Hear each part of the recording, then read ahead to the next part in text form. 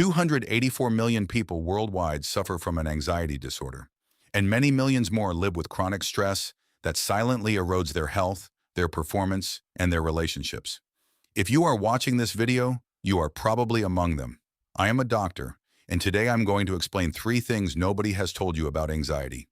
What it really is from a neurobiological perspective, why the most popular strategies do not work long-term, and what actually has solid scientific evidence to regulate it permanently. Over the next minutes, we will cover what happens in your brain and body when you have anxiety, the cycle that perpetuates it, and how to break it. 5 immediate regulation techniques you can use right now. The habits with the greatest scientific evidence for structurally reducing anxiety, and when you need professional help and how to find it. Stay until the end because the last section is the most important. First, what anxiety really is. Anxiety is not your enemy. It is a biological response designed to protect you, the same one that kept your ancestors alive for millions of years. When the brain detects a threat, real or imaginary, it activates the hypothalamic pituitary adrenal axis and the sympathetic nervous system. The result? Accelerated heart rate, rapid breathing, tense muscles, thoughts focused on danger. All designed to prepare you to fight or flee. The problem is that today that same system activates in response to a work email, a difficult conversation, or a thought about the future. The brain does not reliably distinguish between a real predator and an office presentation. The most important thing you need to understand, the palpitations, difficulty breathing, dizziness that accompany intense anxiety are very uncomfortable, but they are not dangerous. Your body is doing exactly what it was designed to do. And the body cannot maintain a heightened anxiety response indefinitely. It always subsides. Always. When you understand that, anxiety loses half its power. Because the fear of fear, anxiety about anxiety, is what feeds it most. Second, the cycle that perpetuates it. Anxiety has an internal logic that perpetuates it if not interrupted. It works like this. A threatening situation appears. The body activates the alarm. You interpret those physical sensations as dangerous, and that interpretation intensifies the anxiety. Then you avoid the situation to relieve the discomfort. And here is the trap. Avoidance works short-term. You feel better immediately, but it teaches your brain that the situation was genuinely dangerous. Next time, the anxiety will be greater.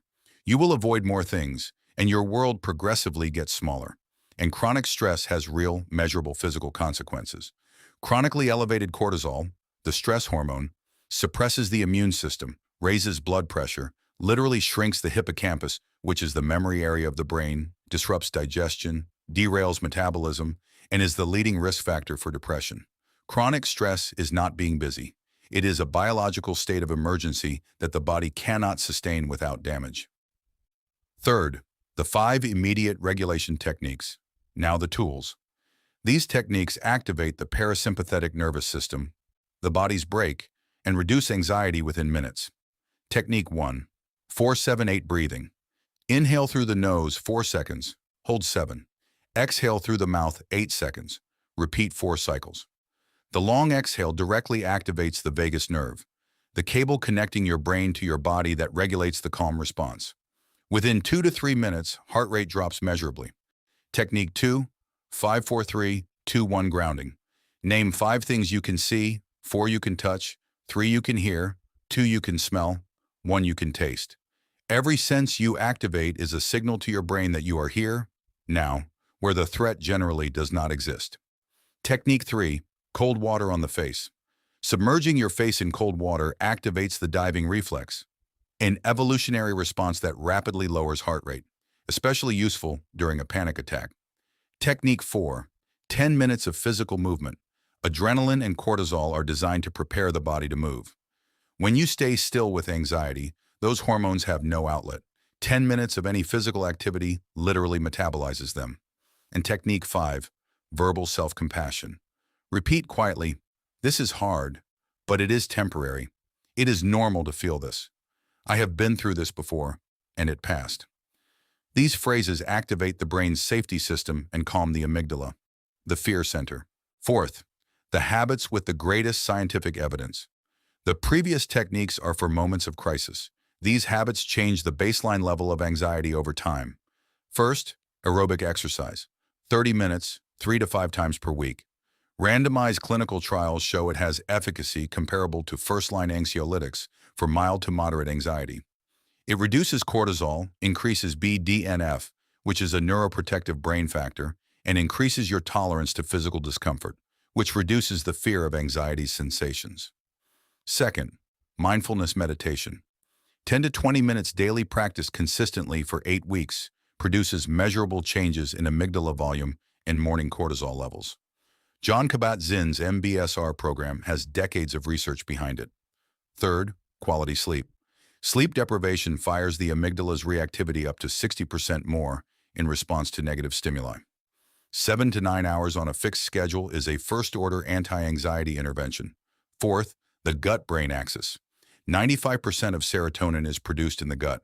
A diet rich in fiber, omega-3, and fermented foods like kefir and natural yogurt reduces the systemic inflammation that feeds anxiety. And fifth, social connection. Social isolation is the greatest environmental risk factor for anxiety. Genuine human contact activates oxytocin, which directly inhibits the HPA axis. One meaningful conversation per day is not optional. It is physiology. Fifth, therapy that works and when to seek help. Psychotherapy is the first-line treatment for anxiety disorders. It is more effective than medication long-term, and its benefits persist after treatment ends. Cognitive behavioral therapy, CBT, has the greatest scientific evidence. It works on 2 levels. It identifies the distorted thoughts that fuel anxiety and restructures them towards more realistic interpretations. And through gradual exposure, it progressively confronts avoided situations until fear naturally extinguishes. Between 12 and 20 sessions are typically sufficient for significant and lasting change. When should you seek help? If anxiety interferes with your work, relationships, or daily life. If you avoid situations out of fear. If you have recurrent panic attacks. If you use alcohol or other substances to calm yourself. Or if you have had intense anxiety for more than 2 weeks without improvement. The practical first step, your GP can do an initial assessment, rule out organic causes like hypothyroidism or anemia that can mimic anxiety, and refer you to the right specialist. Do not wait until you are in crisis. Which of these techniques are you going to try this week? Tell me in the comments. I read all of them and reply to most. And if you know someone who is struggling with anxiety, share this video. It might be exactly what they need.